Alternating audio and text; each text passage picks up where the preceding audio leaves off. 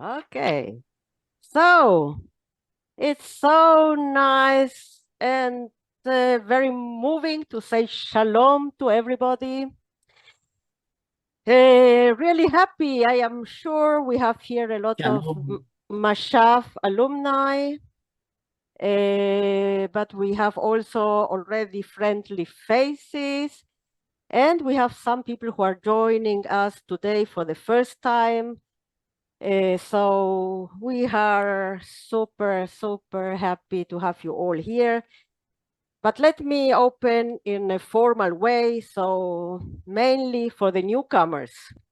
And on behalf of Mashaf, the Israeli Agency for International Cooperation, Israel's Ministry of Agriculture and Rural Development, and MATC Mashaf Center for Agricultural Training, we are honored to welcome you all and thank you for joining us today for this third and last session of our series of web lectures on challenges and tools for Israel's agricultural sector in response to climate change.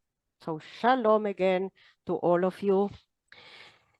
Before we begin, and before I give the mic to my colleague, Galit Harari, first of all, I would like to tell you we are today two from the center in Shfaim, my colleague Alina, and me here from the kibbutz in Shfaim, and Galit from the Ministry of Agriculture and Rural Development, sitting in Beit Dagan, together with our expert of today, Dr. Muammar Haj Ihye. So before I give Galit the mic, I'll tell everybody that we are recording the meeting, so don't worry. It will be available on our YouTube page. Both videos from the two meetings, the previous sessions, are already there, okay? We created a playlist and we will copy you afterwards the link. And for questions, please use the chat and we will try to answer the questions at the end of the lecture. So with this, Galit, the mic is yours. Thank you, Evelyn, and thank you everyone for joining us today for the third and last lecture, as Evelyn mentioned. Before we start, we would like to share with you a short video on Israel's agriculture in light of climate change. This is a short movie that we produced at the ministry. Alina, please, if you can share it with us. Global food security is severely affected by the climate crisis. Our food systems are particularly in jeopardy due to the global dwindling of natural resources, rapid population growth, and extreme weather events. Israel, a nation located in a climate hotspot, has been developing and practicing intensive and climate-smart agricultural production methods to overcome the scarcity of natural resources and maintain resilient food systems. Israel's agricultural sector offers innovative technologies in fields designed to increase efficiency and derive maximum productivity from the agricultural unit. Israel's agriculture industry integrates climate-smart and advanced technologies that improve the economic and resource efficiency and results in high productivity. It embraces climate adaptation and fosters innovation. We accomplish this through advanced techniques such as precision agriculture, remote sensors, technologies for efficient water and irrigation management, robots, drones, and development of new varieties able to withstand stressful growing conditions. By constantly monitoring water and nutrient levels in real time on site, farmers can precisely and sustainably irrigate and fertilize the crops, saving money and producing more. Using existing rooftops allows the farmers to effectively use solar energy for the daily operations of the farms. Maintaining a close cooperation and interaction between scientists, extension services, growers, and agro-industries transforms the agriculture in Israel into an industry that is globally recognized for its innovation, resource efficiency and productivity, and climate adaptation leadership in a country where more than half of the land is classified as desert. Israel's Ministry of Agriculture and Rural Development views agriculture cooperation and sharing capacity and knowledge with other countries as an important goal. As part of its global agricultural network, Israel's Ministry of Agriculture and Rural Development initiates and maintains strong international connections that facilitate the integration of innovative and sustainable technology for farmers, agricultural companies, and national development initiatives. Thank you, Alina. So let's go to our third and last lecture. It is a great honor for me to introduce Dr. Muammar Haji Yehia. Dr. Muammar Haji Yehia, an expert with over 23 years of experience in finance, insurance, actuarial science, and risk management. Since 2012, he has been involved in crop insurance management within the Ministry of Agriculture, where he has driven sustainable growth in financial support for insurance programs. In this role, he oversees the development and execution of government-backed crop insurance initiatives, constantly introducing innovative insurance schemes. His responsibilities encompass risk management, actuarial analysis, premium pricing, and the enhancement of agricultural credit offering. His lecture will focus on the tools the government can provide the farmers to cope with the risks and the changing climate schemes that we have, producing in light of uncertainties climate change imposes on our food systems. I'm sorry. Muammar, please, the floor is yours. Thank you, Galit. Hi, everybody. I am a little bit excited, but I am really appreciate the opportunity to discuss with you today how insurance actually can help to cope with climate change. My colleagues have already presented and showing sharp evidence actually about the impact of climate change on Israel. So I needless to repeat their findings. I assume that the climate change is actually a fact. Okay, and I will suggest some ways to deal with this risk, mainly by using insurance funds. And the main purpose of my presentation is to demonstrate how insurance actually can play a key role to address the increasing natural risks resulting from the climate change. The topics may be very professional or complex a little bit, but I try to make it as much as I can simple and intuitive to you. And make simple explanation. So let's start with my presentation. I will share make sure.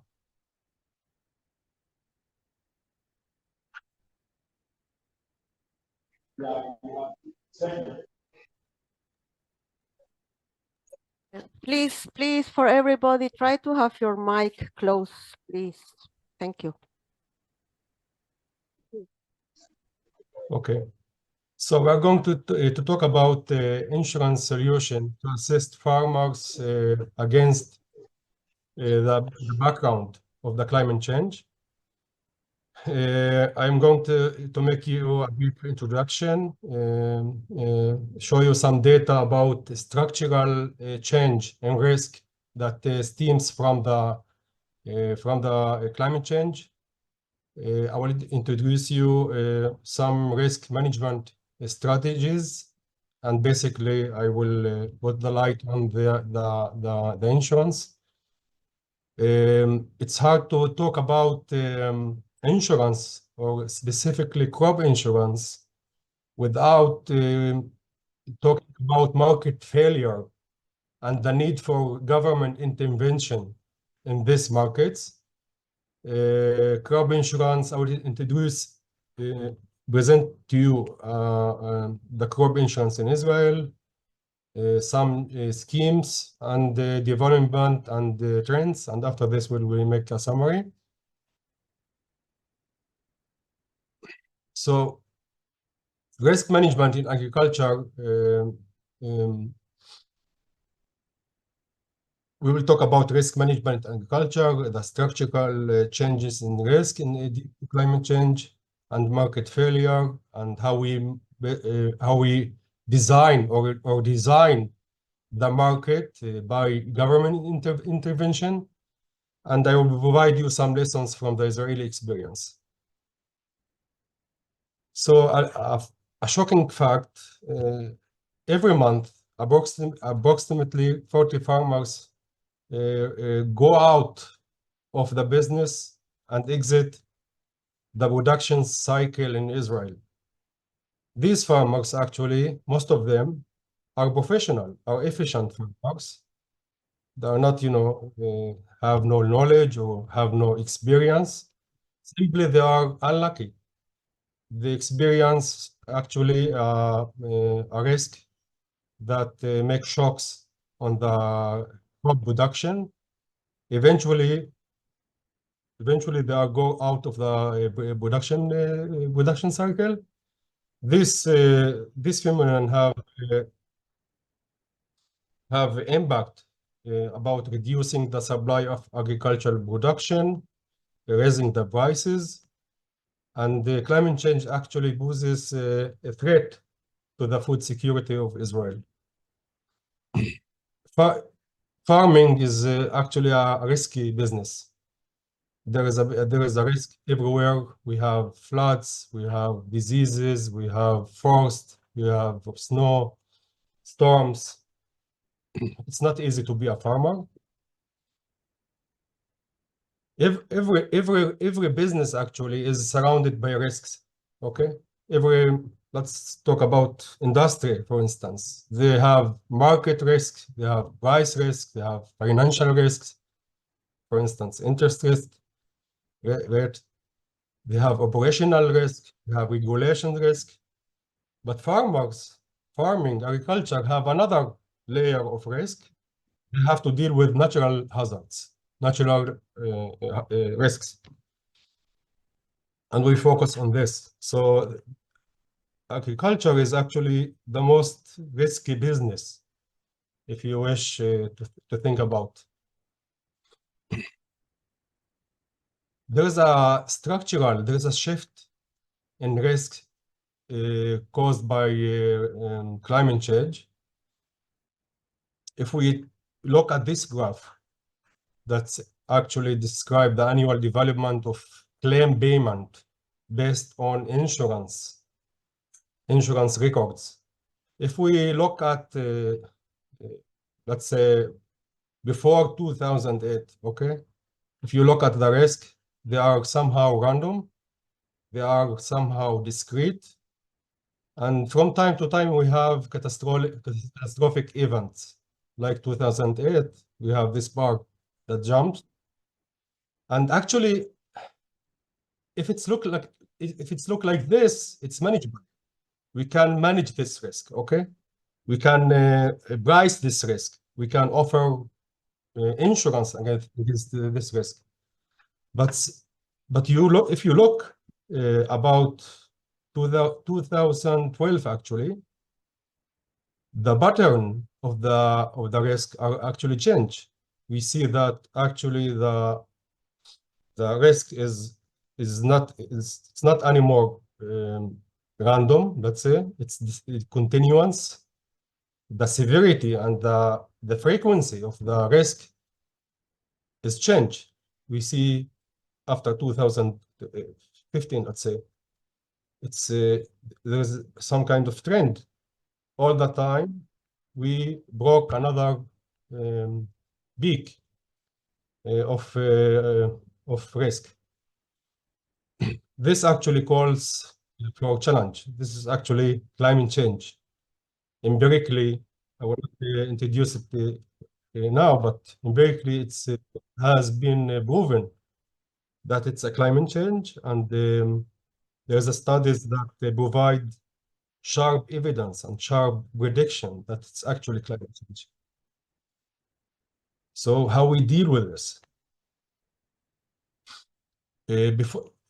Just to go deep to this structural change, if I look at the risk, the distribution of the risk before 2012, this is the patterns. You know, largely, if I look at it, we have frost, we have storms, we have hail. Actually, it's a winter risk, okay? Its risk came from the winter. But after 2012, these patterns are changed. Actually, they became to be more climatic events. We have more heat, we have more diseases. For instance, if you look at the frost after 2012, we have only 8%, while before that we have 24% of the frost. The hail also, it's almost disappeared. Before that, it was a big concern for us. So from the empirical point of view, we know that there's a shift and change in the risks. So from the economic point of view, I'm economic expert also. I look at the climate change as negative externality. Okay, negative externality is something that the free market cannot price. Okay, somebody else have to pay this price, but not the market. So we call it a market failure. And whenever we have a market failure, it's always calls for government intervention. Market failure never been solved by itself. Government have to intervene to solve this market failure. So if we talk about the risk management, actually agriculture production face a lot of risk, as you already seen. This major risk will likely to increase in the future, and this will cause price risk due to the liberalization in trade. Doesn't relate it to climate change. Production risk that caused by the effect of the climate change. This is another challenge we have. We have two shocks. We have shock on the price, and we have shock on the yield that stems from the climate change. So agricultural risk not only affect farmers, but they also affect the whole economy, the whole agribusiness value chain. So its impact is actually intense on the economy. So how farmers actually deal with this? If I have a farmer that any businessman who have to take some decisions, if I assume that there is no risk and he actually working in full certainty, okay, his decisions are actually optimal. About the investment, he will have an optimal decision. About allocation of production resources, he have optimal allocation. He will produce optimally, and will he reassess his decisions for the next cycle. But the story is different when we have risk. Okay, when we put risk in the process, all the cycle actually is suboptimal. Okay, We have suboptimal allocation of production. We have shocks in production function, and we have suboptimal investment. And these are actually make some burden on the development of the agriculture. And the challenge is how we take out this risk, how we deal with this risk, how we eliminate this risk. So there is a lot of strategies that farmers can adapt. First of all, they can make some diversification. Instead to specialize in some crop production, he can make a portfolio of crops, and somehow the risk will be offset in his farm. He can deal with hedging. He can engage in future market to protect the price. He can adapt technology. He can make some organization, and he can make some insurance. Okay, this is the main instrument that I'm going to talk about today, that he can adapt. So insurance actually became the main instrument to mitigate risk locally and globally. We talk about subsidized crop insurance. Just remember that in the sense that in the crop market, in the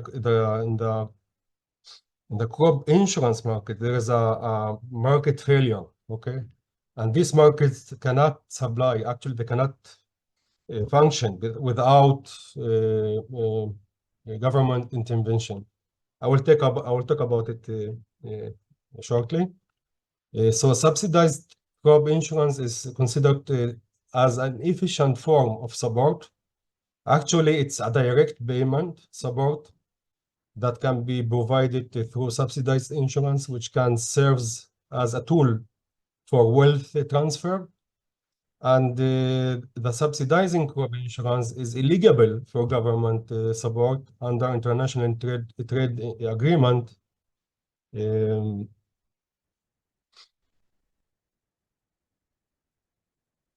In the green box, okay, and in the WTO. So the World Bank study estimated that the total global cost to the government was about $20 billion. Since then, this figure is go up. They estimated in their study that more than 100 countries had some form of agriculture insurance.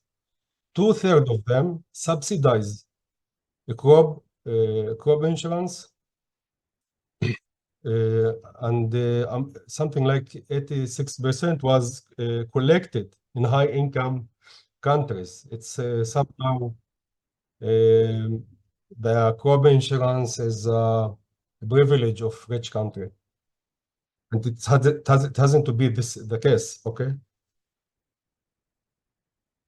so it's impossible to talk about crop insurance without emphasize the fact that there is a market failure in this markets, and this market failure is calling for government intervention.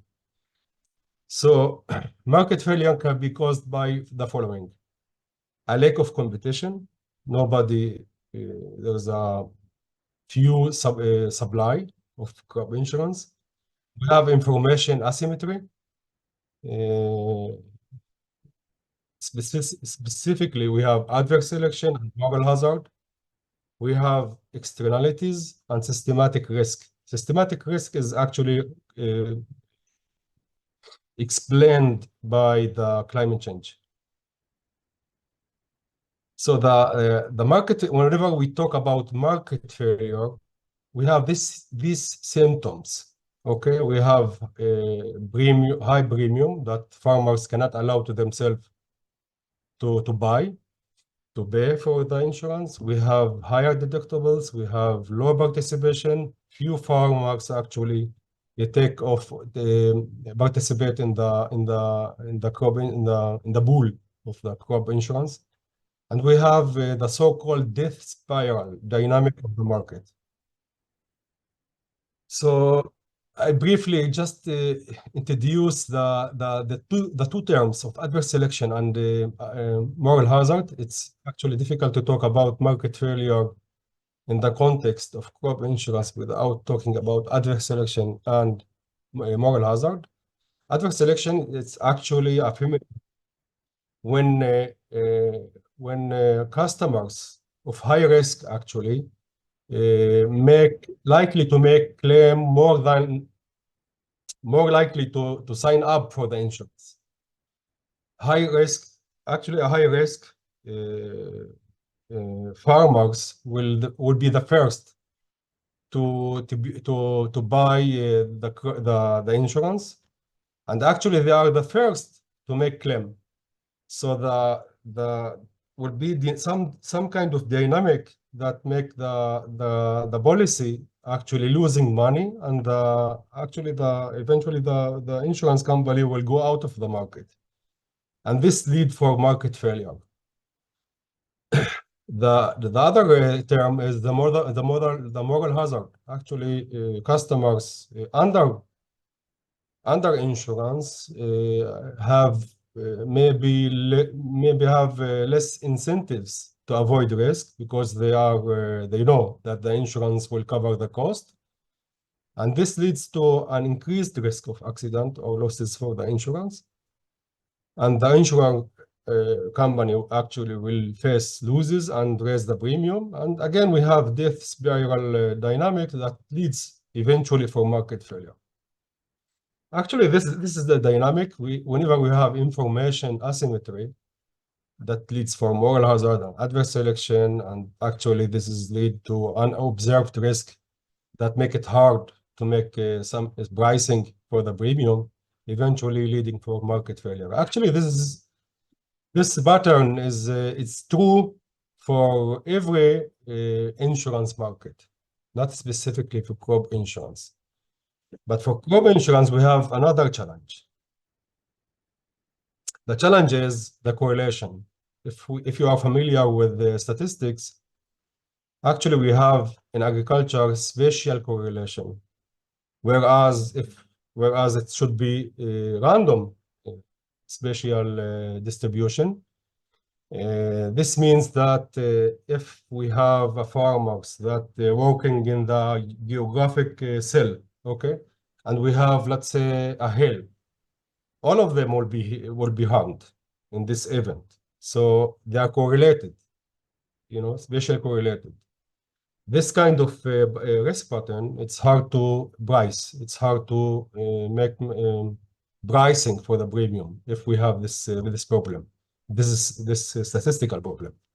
The other problem, there's a time autocorrelation. It's not random. Actually, farmers who the experience in the past some risk, some claims, actually they will make claims in the future. Well,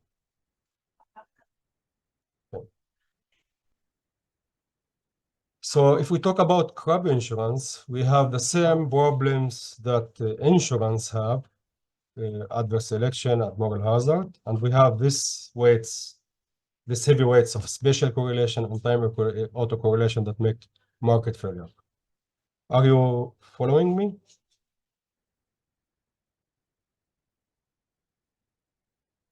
Omar, it's quite clear. You can continue. Yes, yes. It's clear? Yes. Okay. I promise you to be simple. Now I discover that it's maybe a little bit complicated. The other problem we have, the heavy tail in the risk distribution. Actually, this is the heavy tail of the distribution is characterized the crop insurance, and whenever we have this distribution, it's really hard to make some premium calculation, some expectation about the future risk. So just to summarize what I already reviewed.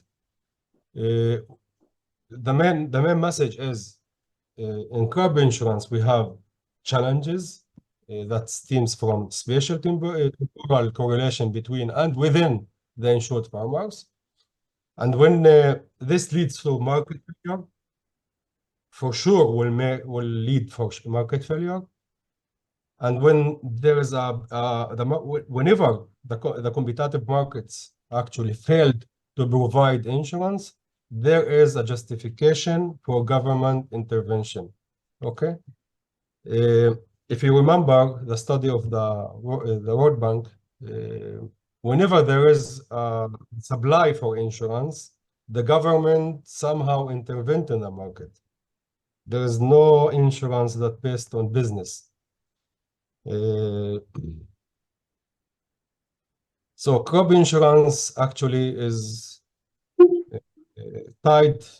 actually exist thanks to government intervention. This is the message. So if we have these problems, actually, how we solve it? What's the canonical solution to these problems? The first solution, we make a mandatory allocation. Mandatory allocation actually solve the problem of adverse selection. There is no selection. There is no low risk or how risk in the pool. Everybody is actually under insurance. The second tool is to subsidize the premium. Actually, to subsidize the premium, I attract the low risk to the pool and I lower the average risk in the pool, and supply reinsurance to the market, crop insurance. The Israeli government is intervening intensively in the crop insurance market. It's provide insurance by itself through the state-owned insurance company. I will talk about it. We subsidize actually the premium at significant rates. We provide reinsurance in extreme loss situation, and we use some regulation tools. So crop insurance in Israel, until the 60s of the last century, actually we have no insurance in Israel. Israeli farmers did not have any yield insurance protection to cover their damage. In the 68, the Israeli government established the insurance fund of natural risk in agriculture, known as Kanat. Remember the name, Kanat. This is actually the insurance company we have. And the shareholders of the company are the government by itself, agriculture production boards, and growers. Just to give you how the market is functioning and how to illustrate how deep the market failure is. Kanat actually is now, if I talk about the market share, how much capacity they cover. Actually, 95% of the market are Kanat, and 5% are private company. This is the private company. The names are not, so important, but just to remember that just 5% of the market are based business. The rest are based on Kanat. That's actually thanks to government intervention. So Kanat is insured about 12 different farmers.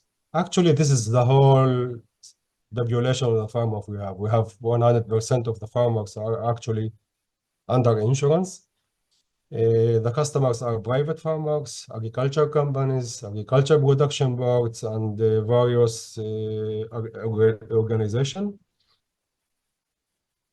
The insurance schemes, we have mainly 3 different schemes. The first one, and the oldest one, let's say, is the multiple peril crop insurance in BCI. and natural disease disaster insurance, NDI, and revenue protection insurance, okay, RPI. This is the main insurance schemes. We have other schemes, but this is the main one. Actually, under the insurance, under this scheme, we insure everything. We insure fruits, citrus, livestock, beehives, poultry, fish, arable crops, everything. All the branches in Israel are under insurance. These insurance policies are covering almost all the risk that the farmer is facing. Under MBCI, we cover hail, snow, heat wave, frost storms, and under NDI, natural disaster insurance, we cover also diseases, insects, quarantine-based damage to trees, and climatic event. What is the climatic event? Climatic events, it's exactly the events that correlated, that stems from the climate change. Okay. Under revenue protection insurance, actually we cover the farmer whenever he have low yields and whenever the prices are decreased. So we have the revenue. We protect the revenue of the farmer. So the MBCI is actually the oldest one, protects against a loss in yield due to unavoidable natural occurring events such as hail, cold, storms, floods, and so on. And the government subsidizes this program by 35%. Actually, the farmers pay only 65% of the premium. And again, you should remember that this program is subsidized. The company is a government one. The government is involved. In this program, we have low deductible that roughly range between 5 and 10%. And the farmer actually can choose different level of coverage. You have some kind of menu, low coverage, medium coverage, higher coverage.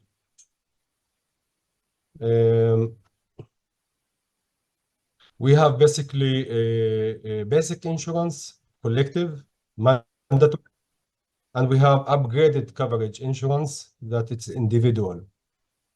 If you remember, I told you if we want to solve the market failure, one of the tools is to make regulation and to make mandatory insurance to solve the problem of adverse selection.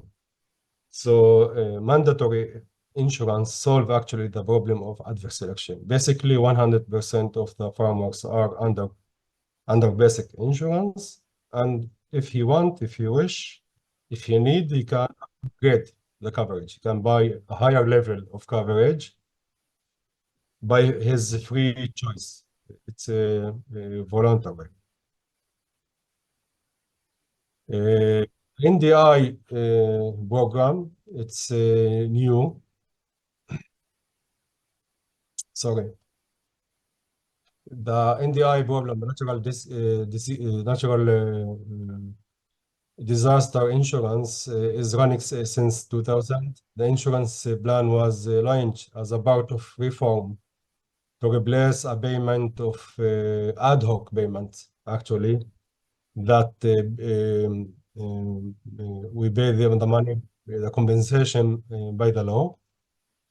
This program protects against a loss in yield due to unavoidable natural occurring events not covered under MBCI, including pests and diseases. The government subsidizes this program by 80% of the gross premium. It's almost provided to the farmers free. 80% is a huge subsidy. Deductible is fixed to 30%. And again, we have two levels of insurance: the basic insurance, the collective, the mandatory one, and the upgraded coverage.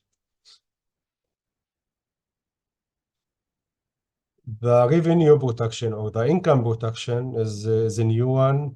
Protects again against loss revenue caused by price decrease or low yields or a combination of both. The coverage guarantees amount based on the individual producer production history, and the government subsidizes this program by 80%, 40% to 80%. It depends on the area. And it's specific just to the wheat. And to the wheat that we can quote prices from the stock market. Basically, this program is working as illustrated in this graph. We have, the development of the price at the beginning of the sowing season. We actually fix the price. This is actually the insured price, and the farmer run. This is the guarantee. This is the minimum price he take, and the farmer runs until he reach the harvest time. If prices go up, he can get nothing from the policy, and if the prices are go down, he will receive the difference between the insured price and the actual price. So it protects actually the prices of the Chicago Stock Exchange. Just to give you a sense how these programs developed over the years, I will show you some figures. The development of the insured liability. Liability is the total amount, okay, of the compensation that the insurance company will pay if we have a total loss. Okay. Just to give you some context, if we are talking about 25 billion shekels, yes, this is about the total. It's actually the whole production value of Israel. Okay, just to give you a sense. So as you can see, these figures are growing fast over the years, and they will not stop there. We are going to expand it even more. This is due to new programs we developed over the years, and this is due to expanding the existed policies. The premium income, it's actually correlated with the previous figures. They are expanding almost exponentially over the year. And if we talk about the actual balance, how it's behaved over the years, actually cannot the government company, it doesn't work to maximize its profits. It's target to be balanced over the year, and these figures show the accumulated premium income over the time and the accumulated compensation over the time. And we see, from time to time, these two graphs are intersect. Whenever they intersect, actually, you have full balance, or if you even lose some money. But on average, the company is working on being break even, being not to make profits, just to be break even. If we, this graph actually presents the development of government support for crop insurance. As you can see, this graph is rising up very fast. And again, we will not stop there. These figures will rise up in the years to come. And if we talk about government intervention, another tool that the government provide to the insurance company is the government by itself provide additional reinsurance for high and extreme level of losses.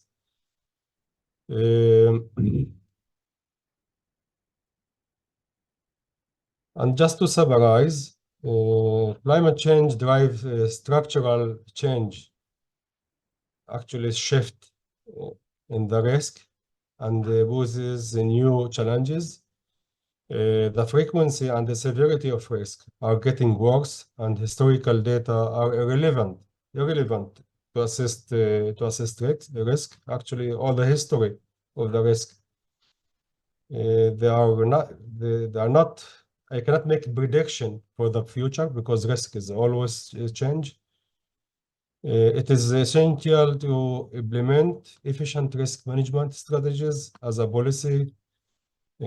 Crop insurance is a leading instrument all over the world, and market failure in crop insurance market calls for government intervention to redesign the market. These markets cannot exist without government intervention. Thank you. Any question? Well, thank you very much for this very important lecture. Agricultural insurance is a tool that ensures our farmers can produce in these times of uncertainties. We have a lot of questions. Let's start from the first one. A given farming risks is a result effect of different drivers. Once the risk is prevailed in a given farm, is there any method to separate the impacts driven by climate change from the whole? How do you specify this risk and allocate it to climate change out of other risks? What are the tools that you have? Actually, it's impossible. It's almost impossible to isolate the climate change risk specifically. As I mentioned in my preview, we have a shift. We have a structural change in the whole risk, in the whole system. Okay, the risk is changing its behavior, the distribution, the intensity, the frequency, the severity. This is the climate change. Climate change is not specific change. It's not a specific risk. Okay, it's the whole system. The whole risk are changed. So if we provide an efficient crop insurance, actually it will capture all the risk, including the climate change risk that are embedded in the risks that the farmer is facing. Okay. Thank you. The next question, what happens if the government decides not to intervene in the support to insurance? Actually, in this context of crop insurance, it's impossible, even it's almost impossible, not to be 100% definite. It's almost impossible to supply crop insurance without government intervention. This is what I emphasized in my preview. Whenever there is, if we look at the world, at North America, at Europe, the developed country, and whenever there is a supply, some kind of supply for crop insurance, for sure almost for sure, the government is intervened in this market. It's cannot happen on the, it's cannot, you cannot have a crop insurance in the based on business, pure business. Thank you, Mama. Our next question, this is very actual to our situation in Israel. Is there insurance against consequences of military actions provided to the farmers in Israel? Any risk damages done by military? No, actually, military damages, war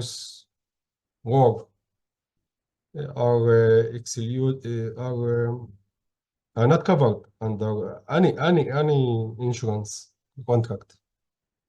Actually, the government is the insurance company. No Thank you, insurance. Muammar. You Okay, cannot thank you. provide insurance against war, against the damage of the war. Thank you. Our next question, given the pace of climate change, do you anticipate the agriculture may become fully subsidized for certain territories, certain regions in Israel that are perhaps more vulnerable for climate change? I wouldn't say fully subsidized. I would say high subsidy. 80%, 90% subsidy. This is, valuable more than to provide the insurance free of charge.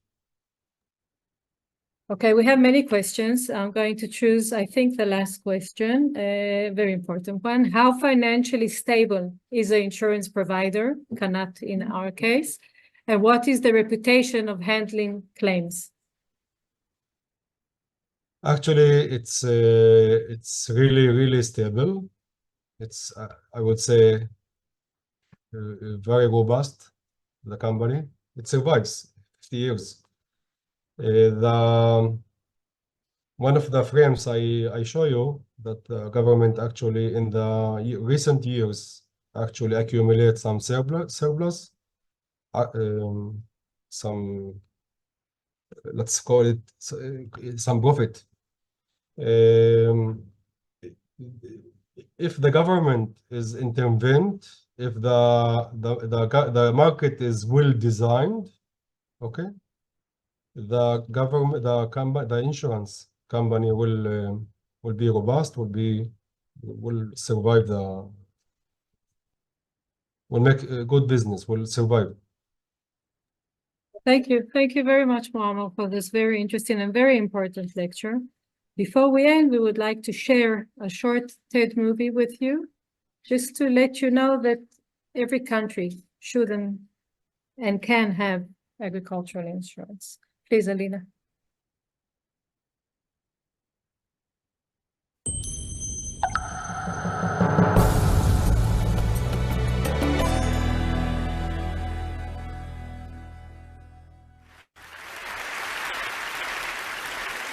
In Kenya, 1984 is known as the Year of the Cup, or the Gorogoro.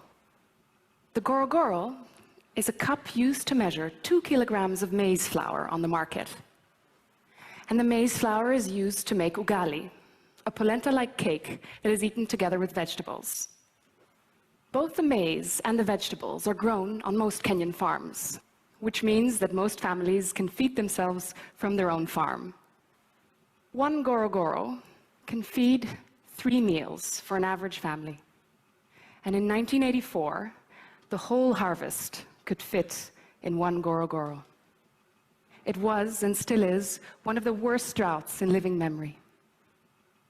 Now today, I insure farmers against droughts like those in the Year of the Cup. Or to be more specific, I insure the rains. I come from a family of missionaries who built hospitals in Indonesia. And my father built a psychiatric hospital in Tanzania. This is me, age 5, in front of that hospital. I don't think they thought I'd grow up to sell insurance. So let me tell you how that happened. In 2008, I was working for the Ministry of Agriculture of Rwanda, and my boss had just been promoted to become the minister. She launched an ambitious plan to start a green revolution in our country, and before we knew it, we were importing tons of fertilizer and seed and telling farmers how to apply that fertilizer and plant. A couple of weeks later, the International Monetary Fund visited us and asked my minister, "Minister, it's great that you want to help farmers reach food security, but what if it doesn't rain?" My minister answered proudly and somewhat defiantly, "I am going to pray for rain." That ended the discussion. On the way back to the ministry in the car, she turned around to me and said, "Rose, you've always been interested in finance. Go find us some insurance." It's been 6 years since, and last year I was fortunate enough to be part of a team that insured over 185,000 farmers in Kenya and Rwanda against drought. They owned an average of half an acre and paid on average €2 in premium. It's micro-insurance. Now, traditional insurance doesn't work with €2 to €3 of premium, because traditional insurance relies on farm visits. A farmer here in Germany would be visited at the start of the season, halfway through, and at the end, and again if there was a loss to estimate the damages. For a small-scale farmer in the middle of Africa, the maths of doing those visits simply don't add up. So instead we rely on technology and data. This satellite measures whether there were clouds or not. Because think about it. If there are clouds, then you might have some rain. But if there are no clouds, then it's actually impossible for it to rain. These images show the onset of the rains this season in Kenya. You see that around the 6th of March, the clouds move in and then disappear. And then around the 11th of March, the clouds really move in. That and those clouds were the onset of the rains this year. This satellite covers the whole of Africa and goes back as far as 1984. And that's important, because if you know how many times a place has had a drought in the last 30 years, you can make a pretty good estimate what the chances are of drought in the future. And that means that you can put a price tag on the risk of drought. The data alone isn't enough.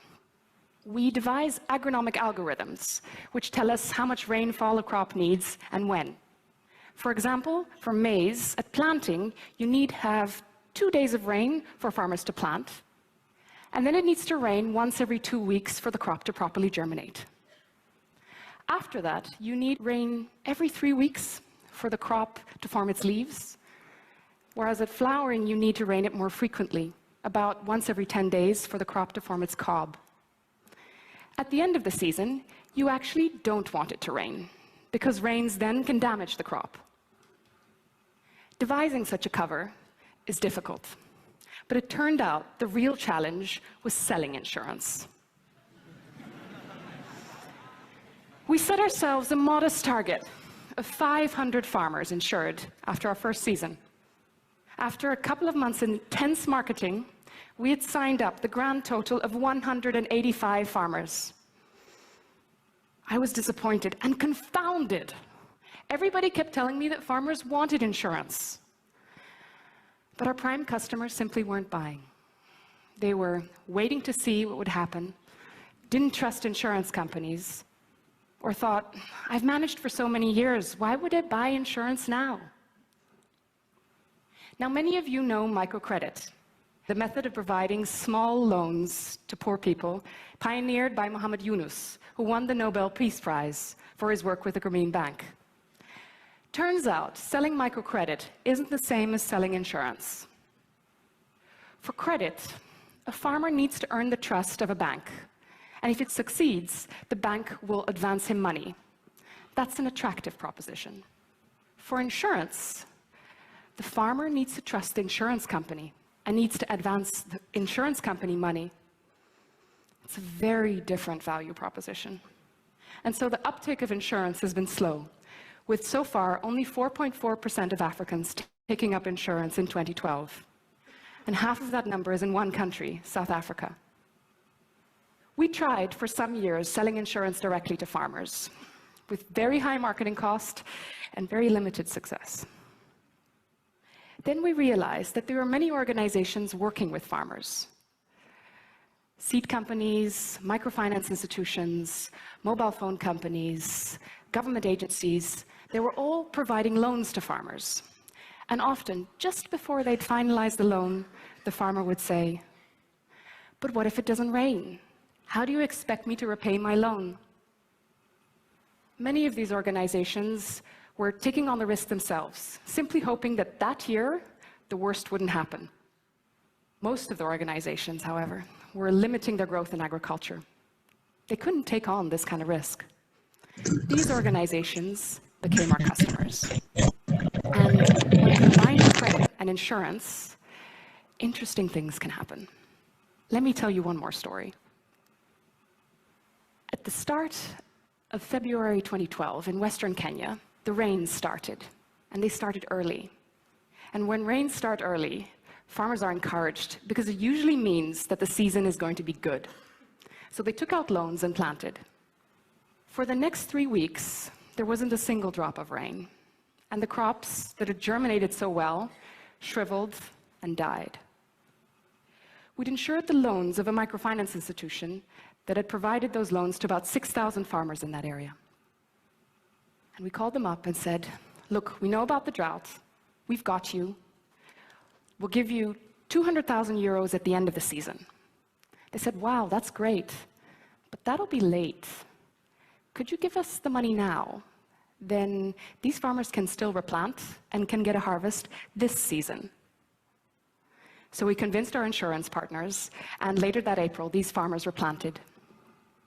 We took the idea of replanting to a seed company and convinced them to price the cost of insurance into every bag of seed. And in every bag, we packed a card that had a number on it. And when the farmers would open the card, they'd text in that number, and that number would actually help us to locate the farmer and allocate them to a satellite pixel. The satellite would then measure the rainfall for the next 3 weeks, and if it didn't rain, would replace their seed. One of the first... Hold on, I'm not there. One of the first beneficiaries of this replanting guarantee was Bosco Mwinyi. We visited his farm later that August, and I wish I could show you the smile on his face when he showed us his harvest, because it warmed my heart, and it made me realize why selling insurance can be a good thing. But you know, he insisted that we get his whole harvest on the picture, so we had to zoom out a lot. Insurance secured his harvest that season, and I believe that today we have all the tools to enable African farmers to take control of their own destiny. No more years of the CAP. Instead, I am looking forward to, at least somehow, the year of the insurance, or the year of the great harvest. Thank you. Thank you, Alina. So, thank you very much. Let me for joining us for the third and last session of these very important 3 lectures that we were honored to share with you.